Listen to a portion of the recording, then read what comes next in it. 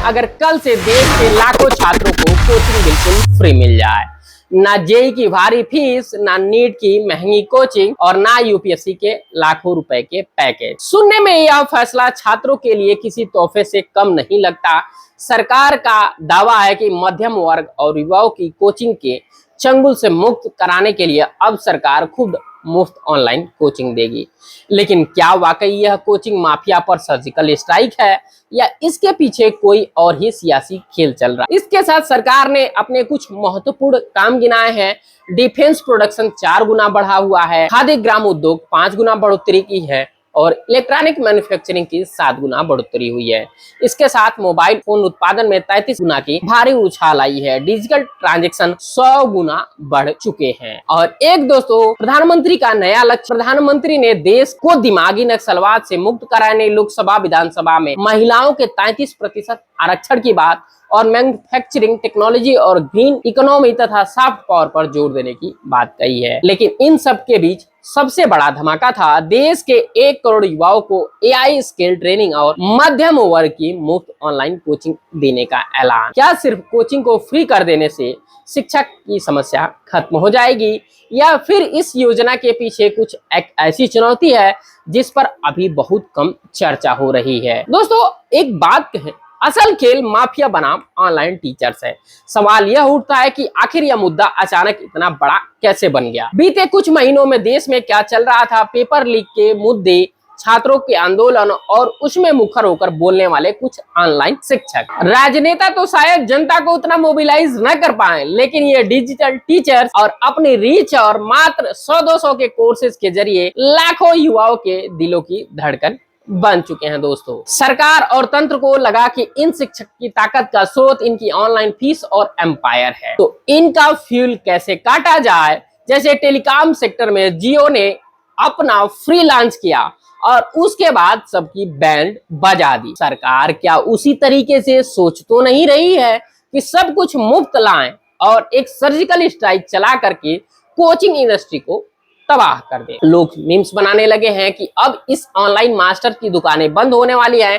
भारत का एडटेक बाजार जो लगभग $7 बिलियन का हो चुका है, उस पर सीधी चोट की बात कही जाने लगी है। अगर सरकार वाकई मदद करना चाहती है तो संस्थानों को मुफ्त क्लासरूम, एसी लाइब्रेरी और पढ़ाने वाले शिक्षक को उचित मानदेय दे, वरना क्या होगा, सांप भी निकल जाएगा और लाठी भी पिट जाएगी और चींटी तक नहीं मरेगी। बड़ी बड़ी प्राइवेट कंपनियों के साथ सरकार एमओयू साइन कर लेगी और सरकारी पैसे से अपनी तिजोरी भर लेगी और जनता सोचेगी कि बहुत बड़ा तीर मार दिया है। क्या सरकारी फ्री शिक्षा पहले नहीं है? सरकारी स्कूल है, सरकारी कॉलेज है, सरकारी अस्पताल है, कई जगह सरकार पहले से ही मुफ्त सब्सिडी वाली सुविधाएं देती है। फिर भी लोग प्राइवेट स्कूल, प्राइवेट अस्पताल, प्राइवेट कोचिंग की तरफ क्यों भागते हैं? क्योंकि सिर्फ फ्री होना काफी नहीं है। लोग चाहते हैं अच्छे शिक्षक, अच्छा content, doubt solving, test series, mentorship, library और सबसे जरूरी है दोस्तों, अकाउंटेबिलिटी। क्या फ्री कोचिंग वास्तव में लाखों छात्रों के लिए फायदेमंद होगी? बिल्कुल होगी दोस्तों। अगर किसी गरीब या मध्यम वर्गीय परिवार का बच्चा सिर्फ पैसे की वजह से अच्छी तैयारी नहीं कर पाता है, उसे गुणवत्तापूर्ण शिक्षा मिल जाए तो ये बहुत महत्वपूर्ण होगा, और वो भी फ्री में। तो इससे बेहतर क्या बात हो सकती है दोस्तों? लेकिन समस्या फ्री होने से नहीं है, समस्या ये है कि फ्री में मिलेगा क्या?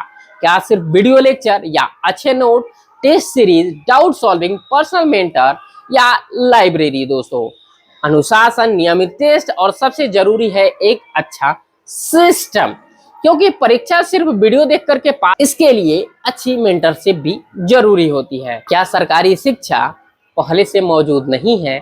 सरकार पहले ही सरकारी स्कूल, कई स्तरों पर मुफ्त शिक्षा की व्यवस्था देती है, फिर भी प्राइवेट स्कूल क्यों चलते हैं? सरकारी अस्पताल मौजूद है, लोग प्राइवेट अस्पताल में क्यों जाते हैं?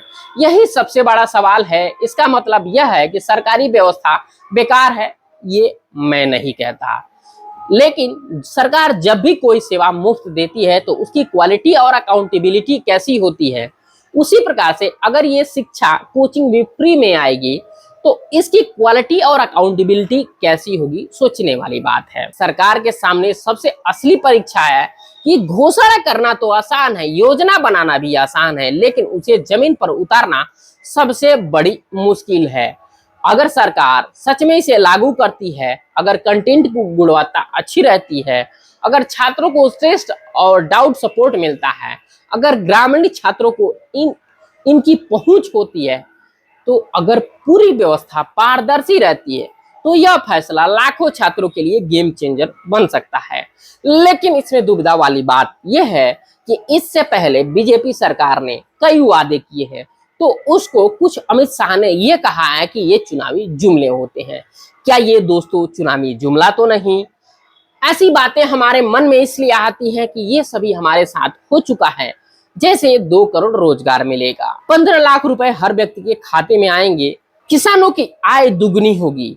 दोस्तों, आपको खुद ही पता है, एक बात और है जो कि सभी लोग यूज करते हैं, एथेनॉल अगर मिल जाएगा तो 15 रुपए लीटर मिलेगा। लेकिन दोस्तों, क्या एथेनॉल मिलने के बाद हमें 15 रुपए लीटर मिल रहा है? नहीं। हो सकता है दोस्तों ये चुनावी जुमला हो, लेकिन मैं फ्री शिक्षा के खिलाफ नहीं हूं। मैं भी चाहता हूं कि यह सरकार फ्री शिक्षा लाए और जिससे सभी को फायदा मिले। दोस्तों, आपको क्या लगता है कि ये चुनावी जुमला है या सच में इस पे काम होने वाला है? वीडियो में जरूर बताइएगा दोस्तों, और अपने दोस्तों तक ये वीडियो जरूर पहुंचाइएगा।